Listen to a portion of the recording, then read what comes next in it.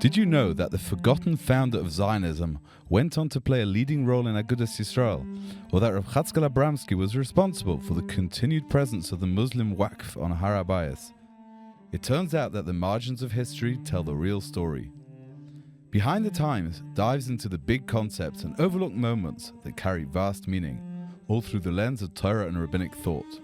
This is Jewish history like you've never heard it before. Behind the Times, with Rabbi Ephraim Zalman Galinsky and Gedalia Gutentag. The white paper banning Jewish immigration to Palestine was in full force after World War II. The Royal Navy sealed the coastline. Tens of thousands of Jews languished in deportation camps, unable to enter Eretz Yisrael. It was the height of the struggle for Eretz Yisrael in the last years of the British Mandate, when a letter arrived at the British Foreign and Colonial Office in London. Addressed to the Foreign Minister, it came from the London Beis Din, signed by none other than the Av Beis Din, Abramsky. We who sit in judgment are duty-bound to express our opinion, that of the Torah, that the historical connection between Jews and the Holy Land mentioned in the Balfour Declaration is founded in a divine promise. Just as our Holy Torah, which is the word of the living God, is eternal, so this promise is eternal. The letter went on to say, the white paper that closes the gates of the Holy Land to the descendants of Abraham, Isaac, and Jacob contradicts that promise. We can't abide any law that prevents even one Jew fulfilling the injunction to live in the Holy Land, just as we can't tolerate any decree that prevents us fulfilling one of God's instructions. That letter, written in the late 1940s, in other words, just a few years before he moved to Eretz Yisrael in 1951, is a fine introduction to this episode. Because over here you see Rabbi Abramsky in his full majesty, as a fierce defender of Torah values, representing the Jewish world in the corridors of power. Rabbi Ephraim Galinsky, we've said that in the previous episode, that up to now, Dayan Abramsky, Rabbi Abramsky, has risked his life to teach Torah in Russia, stared down the assimilationists to keep British Jewry Orthodox. Then in this third stage of his life, he defended and led the nascent yeshiva world of Eretz Yisrael. And strangely enough, and this is my, as it were, the headline, it all boils down to me, this episode. This is about the self-made gadol, how a bocher who learned alone went on to head the yeshiva world. Beautiful introduction. First of all, I must say that you've now solved a riddle for me, because I knew for a time now that Rabbi Abramsky has a whole kuntris explaining why Eretz Yisrael belongs to the Jewish people in Hebrew. Yes. So I was trying to find it. Yeah, it's found. You can find it. I think I found it somewhere. I can send it to you. But this is the background. What you took this as one of his duties, which is striking. You know, today we spoke about this in the previous episode. He felt that it was his achrayus to represent us to the British government and tell them what the Torah thought about the current affairs of the day, which is a whole new way of looking at the duty of a gadol. Correct. And this is so important, as you said, to grasp, if anyone wants to re-listen or didn't understand it from the first episode, that is the essence of who he was. Torah leadership is not relegated to a few streets inside a Haredi community. The Torah is confident, is proud, and has to lead the Jewish people. And that's what he had in England. That's what was found in this letter in the years before he's moving. And that is why it is the impact he had in Eretz Yisrael. Because he was, again, due to the force of his personality, his Torah personality, his greatness, and those convictions, he was able to sit down with the often hostile leaders, heads of this nascent young Jewish state. He arrived to live in Eretz Yisrael 3 years after the founding of the State of Israel, and he was able to negotiate with them on behalf of the very, very weak, still growing Torah world, and in a position of strength. And I think you have a very good classical definition. Story about that is that he's meeting Shimon Peres, who at that time was the defense minister or the secretary of the defense minister, and this talk of Giyus Bnei Yeshivot is coming up. It didn't start now; it started decades ago. And Shimon Peres, he arranged the meeting, and he wanted to talk about negotiations and compromise and all that. So Abramsky enters the meeting and he says, "I want to begin the meeting with the end of the meeting. And I want to tell you there's nothing what to talk about. You start with the bottom line. Exactly. There's nothing. What happened? And he just told him that you're not going to touch the yeshiva bochurim. And that was like, I think Shimon Peres just like closed the meeting at that. He realized nothing to talk about. But where Abramsky was like, we'll talk about it later, but he came to Eretz Yisrael at a point where there was a certain vacuum in leadership, and he filled that vacuum. We'll get to that in the continuation of this episode. So I think just listening to you, and let me rename this. It's not to make it more current, because we are now literally, the government is now in the process of falling, not falling over the draft law. And as you say, this is not its first rodeo. This is not the first time we've been here. This has been so many rounds, and he was there at the very start, because he arrived, if I'm not mistaken. I don't know if that meeting was in 1953. No, probably when he assumed his responsibilities as a gadol. Shimon Peres was in the late 60s. He was called the Mankal, the CEO of the Defense Ministry. And as we know, Shimon Peres was an amazing character in many ways. He has a lot of zchuyos, by the way. And hold on, let's since you raised it, let's jump in. No, the Archdolim who say that we owe a lot of gratitude. Okay, so let's see what Abramsky had to say about him. Okay, good. Abramsky said, according to Abramsky's son, Menachem Ezra, who wrote this amazing biography, he said that the defense ministers who absolve Bnei Yeshivas from the draft will get Olam Haba. And he went on and said actually something amazing. It sounds controversial. This is such an amazing thing. And just to give you it's just so typical as well. He said, Dayan Abramsky said about Ben Gurion. He said when he was told that Ben Gurion, I think he was told that he'd had his 90th birthday. Dayan Abramsky said the following amazing thing. He said, he quoted the Chavetz Chaim. The Chavetz Chaim had talked about the secular Jewish lawyer who defended Mendel Baylis in the Baylis trial. So the Chavetz Chaim said about him, and this is related by the Abramsky, that perhaps the reason that this lawyer was Zoicha Ta'arichus Yomim is because they couldn't decide in Shamayim what to do with him. What does that mean? You laugh. What does that mean? God, he is a secularist. Doesn't keep anything. Maybe he threw away Torah mitzvahs. He defended, saved Jews. He saved the Jews, the Baylis trial. That could have been pogroms. So the Chavetz Chaim reportedly said, so why is he a Marich Yom? Because they can't say in Shemaim what to do with him yet. How do you see it? In that way, Rochatzkel Abramsky said about Ben Gurion that he said the same thing. He said, Mitzad Echad, he was, you couldn't get a more secular person than that. But on the other hand, the tremendous chus of supporting and giving an exemption to the Torah, which I think is such an important thing if we cycle into current events now. You find like this. It's so important to understand that Gedolei Yisrael are convinced, more in a way utterly clear to them, that the drafting of yeshiva bochurim is a security threat. That's what it is. It's not about zechusim. It's not about, and we're going to see Rochatzkel Abramsky himself saying this later, in which he quotes sources to that. For the Gedolei Yisrael, it is not a joke. It is not a joke. The idea, the greatest threat to Israel's security is removing the protection. Abramsky is on record as saying that he starts worrying about the security situation in Eretz Yisrael only when the yeshivas go to Ben Azmanim. Right, and the question is, back in Volozhin, for that reason, the Reb Chaim Volozhin took so seriously the idea that the Torah is keeps the world going, that he kept the Volozhin Yeshiva had a cycle 24 hours a day. The base medrash were learning because they're learning for the whole world. So let's go back in time before we get to Eretz Yisrael. There's a lot to say about Reb Chatzkel Abramsky, and you can write a whole biography just on Reb Chatzkel Abramsky's life in Eretz Yisrael. Because as you said in the previous recording, Reb Chatzkel Abramsky lived there for 25 years. Am I right? Yes, 51 to 76. Right. And what he accomplished in those 25 years, we're going to talk about it soon, it's just unbelievable. And you could write a whole book just about that. But just a few snippets along the way of things that I was thinking about of Chatzkel Abramsky from his early childhood and then later on.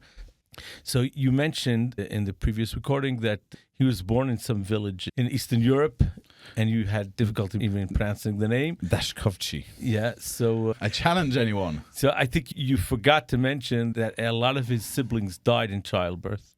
Is that true? Do you remember? I don't know, but I know he had a sister who remained. Anyway. That's what I heard, that he had a few children who died in childbirth, and he got a special bracha, and he was very sickly as a child. And this one of the funny stories with Abramsky in Siberia later on is that he was constantly getting cold. He was coming down with cold. Mm-hmm. He's very sensitive. I think anyone would be sensitive to Siberia. No, so in Siberia, he never came down with a cold. Amazing. That was like one of the... Siberia, understand. Well, actually, hold on. I do know this thing about he was born as a result, his parents lost many children before, and he's born as a result of a tzaddik who's called a tzaddik. Rabbi Moshe Director, who was a Talmud of Volozhin and Makubal, about whom Chaim Brisker said he was the last to teach the Kabbalah of the Vilna Gaon. And eventually, he was born as a result of this bracha. Reb Chatzkel went on to marry his granddaughter. So isn't that a nice full circle? And I think the important thing to grasp, we alluded to this, but let's just develop this a bit more in this episode, because it's kind of the important thing to grasp about Reb Chatzkel Abramsky was the fact that he was self-made. When we talk about he grew up in this little village, there wasn't even a minyan, right? And if you heard that in the first episode, then you're going to, just to flesh that out a little bit. Right, so that brings me to another snippet that we're talking about. He had to go to another village, okay, and his mother was so worried about him, she used to wrap him up in the winter with quilt covers, and she used to watch him going to Cheder. Like, do you know how old he was when he first went? To Cheder. Yeah. So he was 7 years old. Right. How far was it? It was 8 kilometers. He used to walk. He used to walk. Can you imagine the Mesiras Nefesh of it? I mean, it just sounds, when you hear of these the things, mother. You just want to cry. This was the Mesiras Nefesh of Torah. Just, I think, as you say, some snippets about the childhood to understand where he came from, and perhaps to understand how self-made he was, but what the atmosphere in the world that created him. He said that his son writes that he was very precocious. He, at 8 years old, a year after he started going 8 kilometers each way, he will start to memorize. He's basically fluent in the Nevi'im, Baal Peh, at that stage. I think he once said, because I'm sorry to digress, right?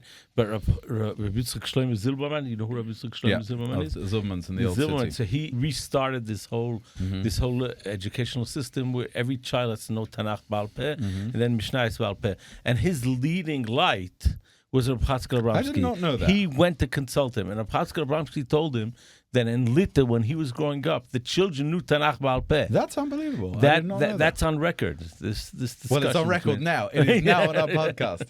So that is very interesting. And there was his son writes, there was a roofer. So, a guy used to fix, a Jewish man who used to fix roofs, and who used to enjoy testing.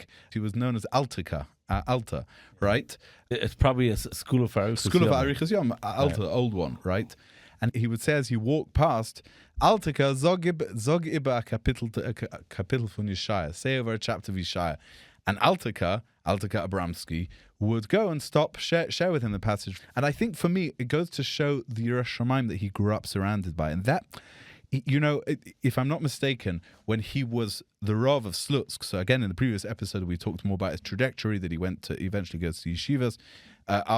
When he's well on the way to become a gadol, goes to yeshiva, but he becomes the Rav of Slutsk, and you described that was the family connection there, and why end up in that Rabbanus. But when he was the Rav of Slutsk, he used to talk about it afterwards, the Yerushalayim there of the Balabatim, of the regular Balabatim, he said, before they came to ask a shaila of the Rav, he said, they put on Shabbos clothes. And he said that was a standout thing. That was something that stood out. It was not usual. But again, and I think he said about something else about them there as well, that the Balabatim didn't just want that their children should be Gadol Yisrael. He said they had ambitions to be so themselves. And I think that's important to understand when we talk about this, much mythologized shtetl. It was obviously different in each place, and it was a huge, Russia, the huge areas, different areas. But there were places in that time when the Yerushalayim alone, I think there's a saying, it takes a village to raise a child. Well, it took a village to raise a child. There's a village without a minyan. And yet you can understand how somehow, somewhere there was Yerushalayim there. Rav Wolbe relates a story. He remembers there were secular Jews in the Mir at that time. Rav Wolbe came from Germany. He learned in the Mir. There were secular Jews in the Mir at that time. And there was a lady on the street, secular Jewess, and she saw two kids fighting on the street. And she screamed at them, Elul! How can you be fighting in Elul? Unbelievable. The Litvish Yidden, There was this element, as well as all the downhill progress. And I talk about a context, and this is important to understand.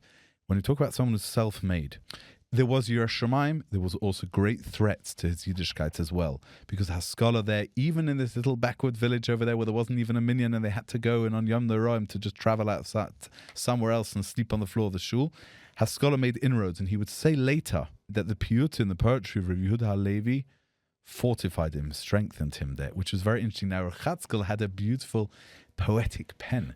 It also explains his tremendous Ava Feretz as well. Yeah. Oh, you mean the poems of Rabbi Yehuda HaLevi? Poems of Yehuda HaLevi. Yeah, right. yeah. And so I just want to quote something that his son, Rabbi Menachem Ezra Abramsky, wrote in his biography. He wrote like this: his spiritual growth, that means that Rabbi Abramsky's spiritual growth and development, have to be categorized as a miracle, as if angels guarded him to ensure that he developed into what he was intended to be. Wow. He had all the reasons in the world not to... Besides Haskalah, the fact is there wasn't even a minyan. Never mind that his parents brought in a melamed for when he was very young, right? And then he used to go off to Ched. I think he went off to Ched, but they brought in a melamed. I don't remember exactly how it worked. But for the bulk of his teens, he learned entirely alone until age 17. He said, Yom and Valayla, year after year. And the amazing thing is, to grasp, who his contemporaries? People like Rav Aaron Kotler, people like Rav Moshe Feinstein, who was a contemporary as Rosh Rabbanos. They were raised by an environment of, they had access to the Alta of Slobodka was Rav Aaron Kotler, right? Rav Aaron Kotler was a Talmud of the Alta. Rav Moshe Feinstein, his father. How do you become a gadol when you sit in a village where there's not even a minyan? How do you become that? And he became that. I think it's important to understand how unprecedented that is, that there's no culture to raise you in that way. Yes, we talked about a culture of Yerushalayim, but Yerushalayim just will produce more Yerushalayim, more roofers who want to say, Alte Kazog Iber Kapitel von Tehil, How do you become a London? How do you become a Weltskoin? How does that happen? So we're reaching another turning point in his life. And that is when he already has smicha, and he suggested a shidduch, right? And he suggested to one of the Litvish Rabbanim of the day, I'm going to allow you to pronounce his name, because you always correct me when I pronounce his name. His name was Rabbi Moshe Nachum Yerushalimsky. No, let's start again. Yeshai Yehonason, or Yehonason, okay. Yeshai Yerushalimsky. Yerushalimsky. And his name was officially director. He was the son of the Moshe Tzaddik. He was director, but he took Rav Yeshai Yehonason, Rav Yehonason Yeshai, whatever he was, took a trip across land to Eretz Yisrael. And he came back because he'd visited Eretz Yisrael, and this was in the 19th century, and a tremendously arduous journey. He was known as Yerushalimsky, the one who'd been to Yerushalayim. Beautiful. And he himself was the son-in-law of the Ritbaz. Ritbaz being who? For the benefit of the rest of humanity. Don't confuse two similar names. The Radbaz was the end of the Rishonim, beginning of the Achronim. Right. Okay, and he lived in Mitzrayim, then in Tzfas. But then there was another person who lived in Tzfas called the Ritbaz, hundreds of years later, and that is the Ritbaz that we're talking about. Who does it stand for? Ritbaz was his Yaakov name. David Vilovsky. Ritbaz stood for Yaakov David Ben Zev. Maybe, yeah. Yes. I think he didn't have a surname. He knocked it off. He became known by the name of Sfar. He wrote a beautiful Pirush on the Yush. He was a Goin, he was a genius. Goin Olam, yeah, and he left Europe to be a Rav in Chicago. Like I mentioned in the previous recording, his Rabbans did not move to his son-in-law, moved to Rabbi Suzanne Meltzer, who was the yeshiva in Slutsk at the time, sent by the Alta Slobodka with 14 Talmidim. Many of them became roshivas afterwards, among them Rabbi Zuta Finkel and Rav Henkin, other great gedolim who were part of the 14. And Rabbi Suzanne Meltzer was the yeshiva. And when the Baz left, he appointed Rabbi Suzalman to be the Rav. I think after Rabbi Suzalman, there was a very chashva Chabad Rav. Before Chatzkel Abramsky? Yes. Okay, that's possible. And he said how when he came into the job, this Rav, who was this, old school Chabad going, and he had something, he tested on in public or something. There was some interaction there. So Reb Chatzkel Abramsky, here comes the important nekuda. Reb Chatzkel Abramsky did not have a direct shaychus to Brisk to the point that he got married, okay? Yeah. His father-in-law was very impressed by Reb Chaim Brisker, and he arranged that they should meet. And that started a whole life. His father-in-law was impressed by Reb Chaim Brisker. Right. And he became very close to Reb Chaim Brisker. He wanted his son-in-law, who already was an Adam Gadol, who had already smicha from the Aruch HaShulchan, after his marriage, to have a shaykhus to Reb Chaim. That started a lifelong connection with Reb Chaim Brisker. It continued on during World War I, when Reb Chaim Brisker had to leave Brisk, and I think he came to Minsk. Reb Chatzkel Abramsky was a rav of a town close by. He used to leave his house on Sunday, stay with Reb Chaim Brisker the whole week. I guess his rabbinical duties were mainly on Shabbos. He used to stay with Reb Chaim Brisker the whole week, learning with him. And that is a very important factor in Reb Chatzkel Abramsky's life, because, as we'll get to later on, Reb Chatzkel Abramsky is going to be the direct link to the yeshiva world, to Reb Chaim Brisker. There's a big shaila on what base Brisk is supposed to teach you. Is it supposed to teach you to repeat Brisker Torahs, or is it to teach you to have the approach and have your own original ideas? But in any case, Reb Chatzkel Abramsky was like a direct linkage to Reb Chaim Brisker decades later, when there was no one left from that kufa anymore. If you're talking about Reb Chatzkel Abramsky, I think was lived in 1976. It's in the Brisker chronology. The Brisker here in Eretz Yisrael were the grandsons of Reb Chaim Brisker, right? Reb Erel, Reb David, all these, the whole family. And Reb Chatzkel Abramsky was a direct talmid of Reb Chaim Brisker, so he was an important link. But in any case, he becomes the Rav of Slutsk. As you mentioned, he suffered under the communists. He opened up a Torah journal together with Reb Shlomo Yosef Zevin under communist rule. I think it was called Yagdil Torah. Yagdil Torah. Yeah, Well, just to understand, he opened up, I think, in 1929. These were the years in which the growing and enormous power of Stalin, right? This wasn't early 1920s when there was much more as a Hefgewalt going on in communist Russia. No, he was already in charge. Stalin was starting his purges. It was immensely dangerous to do anything, and he stood up to that regime. And in fact, he was only released. They sentenced him to 5 years hard labor in Siberia.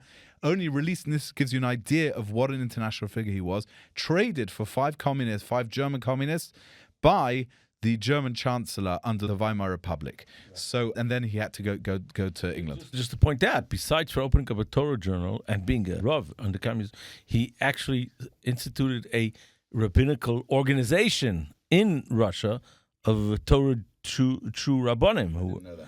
Yeah, together with, it had to do with Chabad also. They were the ones who essentially held the fort, for decades afterwards. So that was part of that. So you mentioned the fact that he was exiled to Siberia. I must interject and tell you a story that I heard probably close to 40 years ago. And Rabdan Segal today is probably in his 90s, right? At that time, he was in his 50s, but he was still a famous mashgiach. And I was learning in Hebron at that time, in Givat Mordechai. And the Mer Chodesh was Nifter. And the mashgiach after him was my wife's uncle, Rabbi Paley. He was a tremendous tzaddik and tremendous honor. He refused to ascend the podium in the yeshiva to give the official shmuz of the mashgiach. He should give his shmuzim in his room in the yeshiva. But for Elul, he wanted that there should be like a major shmuz in the Beis Medrash. So he invited Rabdan Segal to give the shmuz. Okay? Rabdan Segal said, if you're not going up there, I'm not going up there. So they reached a compromise, and they took over one of the shuls in Givat Mordechai, and the whole yeshiva packed into the shul. And Rabdan Segal is giving him shmuz. The whole Elul, he gave shmuzim every week. Very unbelievable shmuzim. And the interesting part was that the old mashgiach, who was like 30 years older than him, was sitting at the shmuz listening to Rabdan Segal. And one of the stories that he told over there was that when Rabbi Chatzkel Abramsky was released, and he came to Eretz Yisrael, so living at the time was Rabban Belzer. And Rabban Belzer was known to be someone who had connections, right? Yeah. So Chatzkel Abramsky meets Rabban Belzer, and he asks him, why was I exiled to Siberia? What averes did I do? So Rabban Belzer told him that we say in Kabbalah Shabbos, Koil Hashem Yochil Midbar. Right? Voice Hashem shakes. Right. That's the pashut understanding. Rabban Belzer told him that the word Yochil can mean also that it desires. So Koil Hashem Yochil Midbar. The Midbar is Miyachel the Koil Hashem. And this is based on the Medrash, that the Medrash says that the Midbar came to Kadosh Baruch Hu. And he says that the whole world is based on people learning Torah and Mekayim Mitzvahs in there. Every place, potentially, every country potentially has the possibility of learning Torah and Mekayim Mitzvahs there. But the Midbar, who's going to do the Midbar? So HaKadosh Baruch Hu told the Midbar and give the Torah in the Midbar. Okay? So then Rabbi Belzel says, Pascal Abramsky, but Siberia came to the Rebbeinu Shalom, and he said, what about me? Where am I going to have the schus of Torah by me? So HaKadosh Baruch Hu answered Siberia, Tosefta Chazon Yecheskel will be compiled in Siberia. And it's known that many of the volumes were compiled in Siberia. I think he wrote his chidushim on bits of cigarette wrapping or something like that. That was a fascinating story about. Now, just to end off that period in his, I'm just bringing snippets that I recall going through his lifetime. So another fascinating story was when he's released finally from Siberia. Somewhere along the way, he meets Rabbi Chana Wasserman on the train. I think I verified this story by someone who heard it. Probably heard it from Rabbi Abramsky, Chashuv Yeshiva, and he said he meets Rabbi Chana Wasserman. Rabbi Chana Wasserman says, "Tell me the exact minute and day that you were released." And Rabbi Abramsky tells him. So he says, "Why are you asking?" He says, "I was sitting with the Chavetz Chaim, and we were learning, and all of a sudden the Chavetz Chaim picks up his head, and he says, 'Oh, they couldn't win over the Slutzkerov.' And he went back to learn. And he says, that was the minute that they released you." Unbelievable. That was like a clear Ruach HaKodesh moment at the Chavetz Chaim. Wow. Okay. We've got to just step back. One thing we've missed out in the snippets, perhaps the most important snippet. He's there, learning on his own, 17 years old. How does he get to yeshiva? And he gets to yeshiva because of the great... he was literally headhunted, recruited. He was known throughout the region as an Ilui. They knew in an outlying, people in the whole area knew in an outlying village, there is an Ilui. Someone sitting there, Yom V'Layla, learning without anyone else. And eventually the Novardikas heard about him. Rav Yoel Baranchik, who was a great son-in-law of the Alter of Novardik, went and personally got him to come, and he said, "Come to the yeshiva, come to the Novardik." And that is the most amazing thing, because it was Novardikas who had the great pioneering spirit. They went out and built yeshivas from nothing, from scratch, all over the place. They didn't wait for people to come. They actively went and recruited the Jewish youth. They rescued him. And he was there for a year in Novardik, and he was very grateful to them, and he got smicha from, as you said, the Aruch HaShulchan, the Rav of Novardik. And I think he went on there afterwards. It was Telz, and possibly was it Mir? I don't remember. We have the exact progression, and he collects smichas along the way. But this sets up for me this whole thing, because despite the role of the yeshivas and the great role they played, he was self-made, and that is the amazing thing to cycle forward all the way from the early years of the 20th century, all the way to 1951 when he arrives in Eretz Yisrael, the self-made gadol, and then heads the yeshiva world. Okay, so now we are up to the stage of that he was a Rav in communist Russia and then exiled to Siberia. One nakuda that we have to mention over here in the context of Eretz Yisrael is that while he was in Russia, he was offered the prominent position of the chief rabbi of Petach Tikva. Replacing who? Do we know who? I think it's replacing. First of all, the chief rabbi of Petach Tikva was Reuven Katz, who was the Roshei of Lomzhe as well, and the chief rabbi of Petach Tikva. I think afterwards it was Rav Tzitron, who was the son-in-law of the Rogachover, and I think he was elected to become the successor. They waited with this the implementation of this election until the Russian government would allow him to leave, and they did not allow him to leave. And there's a lot of correspondence between Petach Tikva and Reb Chatzkel Abramsky, and it didn't work out because he was exiled to Siberia. Okay, so then he's released from Siberia, goes to London, and you described that in the previous podcast, and he leaves London in 1951, and he comes to Eretz Yisrael. This is like supposedly his retirement years. Correct. He was 65 years old. He pensioned off the London-based inn. He was able to retire on that, and he came to Eretz Yisrael, and his stuff is I don't know, one of these typical Aliyah stories, things have not much changed. There was a strike, the dock workers in England, so he arrived, and for the first 3 months he had no furniture. He moved into, he'd previously bought in... Someone came from Beit Vagam to England and To sold sell- them. It was Avram Treger, who was a famous Kabbalan here in So we're Eretz Yisrael. sitting, Right. just so you might be readers of the Mishpacha, but your listeners of the podcast over here, sitting with a couple of miles of where that would have been in terms of, just across Yerushalayim over here. And he's there in Beit Vagam, and he arrives, and he very quickly emerges as a major figure because he's world famous. And I think Rav Herzog comes to him, and many Gadol Yisrael Right. So come to him. several things happen, okay? Some in the political sphere and some in the Torah world. And I think it's important to mention this part of his tremendous contribution to the Torah world in Eretz Yisrael, besides for the Askanas part, okay? We're going to get to that. We have to understand there's a yeshiva that started in Bnei Brak by Rabbi Isaac Sher, the Alter of Slobodka's son-in-law, Rabbi Isaac Sher. Rabbi Isaac Sher passes away relatively a short time after he establishes the yeshiva. The yeshiva is taken over by his son-in-law, Ramot Chashul. Ramot Chashulman, he received the yeshiva. The entire fundraising was on his shoulders. My father-in-law, Olav Shalom, used to describe to me, Ramot Chashulman used to stay months, the majority of the year, in Chutz La'aretz, collecting funds for the yeshiva. That's how the yeshiva survived. The yeshiva needed a functioning Rosh Yeshiva to give Shir Klali. Rab Chatzkel Abramsky rose to the challenge. You're not talking about today that you can hop on a bus to Bnei Brak and be in Bnei Brak in 45, 50 minutes, right? Rab Chatzkel Abramsky lived in Beit Vagam. He didn't move to Bnei Brak, but he used to travel every week to Bnei Brak and stay for a few days in Slobodka and give the Shir Klali. He was there for 25 years. There's a whole generation of Talmid Chachamim and Gdolim today who grew under Rab Chatzkel Abramsky. And as I said before, Rab Chatzkel Abramsky was the direct link to Rab Chaim Brisker. And just to mention a few names to you, Rab Yitzchak Zilberstein. Yeah, he would have been there those times. If you going to Rab Yitzchak Zilberstein's office, you see a massive picture of Rab Chatzkel Abramsky behind him. That's his gadol. Or Moshe Schulzinger. Schulzinger, for sure. I right? remember. Yeah, from Right. Brak. You have, I don't know if you knew Rabbi Avram Ginachowski. No? Yes, I mean, I heard of it. Tremendous Very famous. Lamdin, or from the Chazanish part. He once told someone that Rabbi Chatzkel Abramsky was he's Demut Lechikui, a role model for him.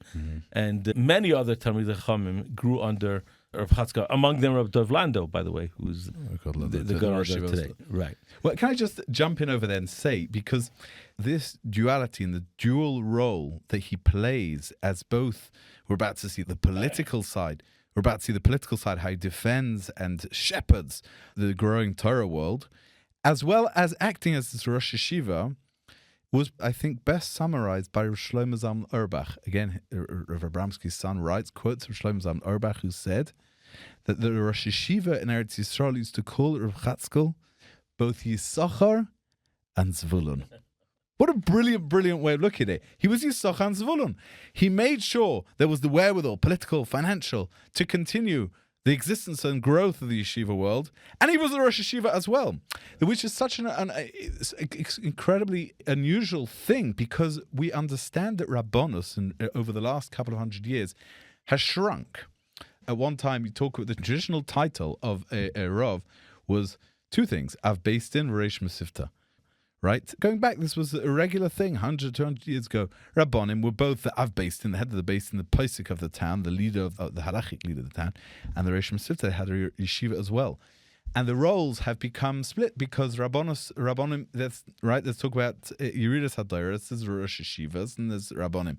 And here, he was the Av Beis Din, the Rosh Mesivta, the leader of the generation, the spokesman outside, and the financer. And the finance as well. It was quite unprecedented. Just as a side nakuda, which you see, you're always talking about Rav Chatzkel Abramsky as the strong, fearless leader. As I described to you before, Mordechai Schulman was the Rosh Yeshiva of Slobodka. He's allowing or inviting Rav Chatzkel Abramsky to give the Shir Klali, okay? So when he's in Chutz La'aretz, okay, there's no one around. But then when he comes back to Eretz Yisrael, so Mordechai Schulman is sitting in his office, and who's going to give up the Shir Klali? It's Rav Chatzkel Abramsky, right? Rav Chatzkel Abramsky, every shir for 25 years, he's walking to the Beis Medrash. he stops at the office of Rav Shulman, and he says, Rosh Yeshiva, Birshuschem. Beautiful. When he moved to Beit Vagan, he was a titanic posek. The local Balabatim asked him to give a Balabatim's daf shir or whatever it was. He said yes, but only if the Rav agrees. He went over to the Rav of the area and he said, can I give the shir? And the Rav, I forget his name, laughed. He said, you're the gadol ador. He said, but over here, I'm a balabos, right? And you're the Rav. And he had that respect also for, that says so much about who he was. And another thing I think that says a lot about his understanding of B'nai Torah. This is, again, exceptional. Given how unique he was in his development, he understood. There was a rosh yeshiva who came to him and said to him, he wants to open a new yeshiva. So Reb Chatzkel said to him, do you have money for a kitchen? Do you have enough funds to a dining room from day one? And he said, because if not, it's not a yeshiva. And then he said, why? The Netziv says, what's a masmid? Someone who eats at the right time, sleeps at the right time, and learns at the right time. If the yeshiva has no kitchen, Reb Chatzkel said, the yeshiva isn't built for masmidim. Wow. They need to eat in the right time. Correct. But what does that say to you? To me, what that says is that he understood that the Hatzlacha of the world is not going to be based on tremendous, it's already enough Mesiras Nefesh to learn. The pre-war model of bochurim starving, literally starving to learn Torah, it will not work. Only if this is a system that's going to be a system for ordinary people to become great, and it won't work. And that was particularly understanding. But I think, Rabbi Ephraim, let's just give a flesh to this. We talked about this thing, his role in creating the yeshiva system, teaching, and also standing up against the draft, which is an issue that continues to this day. He did it as the head of an organization called the Vada Yeshivas. Today, if you go to Geula, you'll see his little pokey office on the side in Rehov Malachi, which is the Vada Yeshivas. It belies the fact today now that there's no law. The original function of Vada Yeshivas before becoming the intermediary between the government and the army and the yeshivas was the main fundraiser for the yeshivas. And that continued. That started from Europe and by Reb Chaim Oizer, and continued to Eretz Yisrael for many years. It's only in the last few decades, probably in the last 40 years, that function ceased from the Vada Yeshivas. Just to give you numbers, by the way, in 1961, this is when Reb Chatzkel was already in the position, the head of Vada Yeshivas. It had 108 yeshivas. In 1966, 150 receiving support, including 84 Talmud Torahs.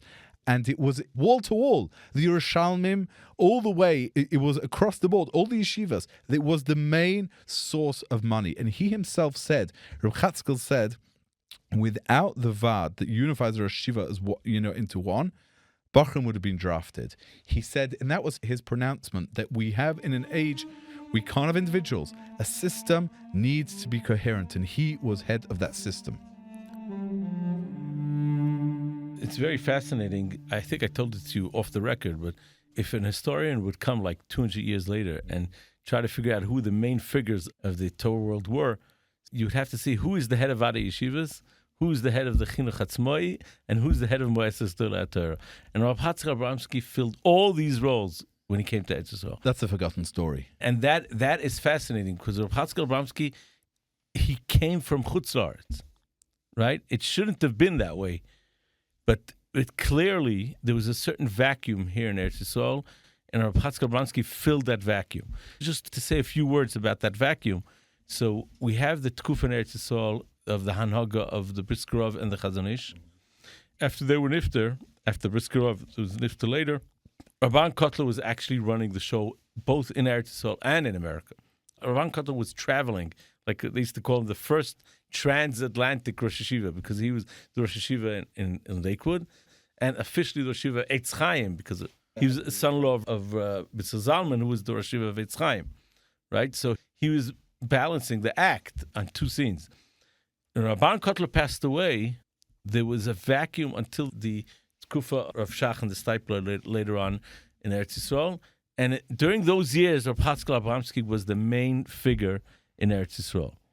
And he filled all these functions that you're talking about, including talking to the government, including he was the one, I know that maybe some of the listeners won't be happy about this, but he was the one who asked Moshe Dayan to return the control over Har Bayis to the Waqf, to the Jordanian Waqf. I did not know He that. did not want Jews walking on Har Bayis. Well, hold on. But let's be, in all fairness, he was knocking or pushing on a door that was very easy to open. The Moshe Dayan himself He did not want wanted it. right. Right? I think, yes, he was definitely Moshe Dayan. That was not controversial until Moshe Dayan was looking for this. But I think it's important to understand about that time. And in 1968, this was a very sensitive time in terms of the draft issue, in terms of drafting bochurim into the army, because it was before the Begin years. Menachem Begin came in 1977. It was in the pomp of the army.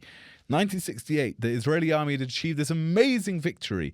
It was so difficult to withstand the propaganda and the lure of this glamour of the generals and of these marching troops and of these young handsome soldiers in their olive uniforms, and it drew bochurim in. And this immortal threat potentially to the existence of the Torah world, which eventually till today is now the center of the Torah world, what exists here. And in that year, we have a committee headed by Moshe Dayan was convened on the draft and to decide the future of trying to draft the bochurim. And he tried to draft them by first saying that he had a plan to give back the West Bank, Yehuda and Shomron, to the Arabs, right? And apropos of giving back the Har Bayis.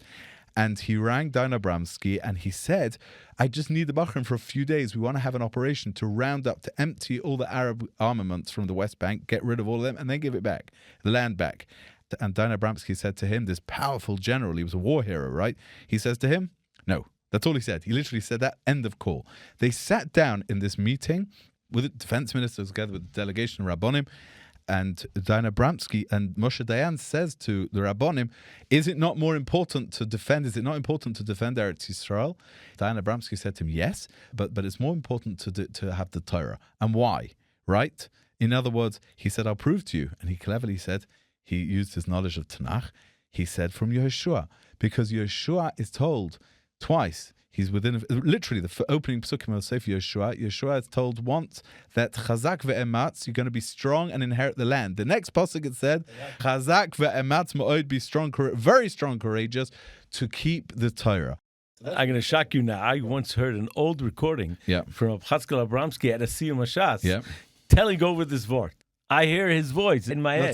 So that's what he told Moshe Dayan. That's what he told Moshe Dayan. And he said to him, then he read the Yerushalmi in Tanis about the famous Yerushalmi that says that the Bar Kochva revolt failed because Bar Kochva had his uncle Rav Eliezer HaMoidoi, whose Tanis protected for 3 years, protected the whole of Beitar, and then Bar Kochva killed him with a kick.